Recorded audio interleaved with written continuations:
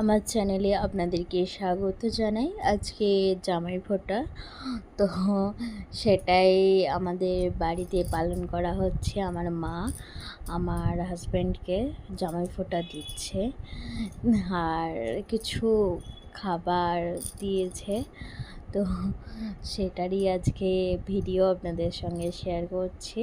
সেরকম কিছু জামাই ফোঁটার নিয়ম নেই, জাস্ট আশীর্বাদ করলো আর খাওয়া দাওয়া, এইটুকুনি জাস্ট, আর কিছু নেই। তো সেটাই আপনাদের সঙ্গে শেয়ার করলাম। আপনাদের কেমন লাগলো অবশ্যই কমেন্টে জানাবেন।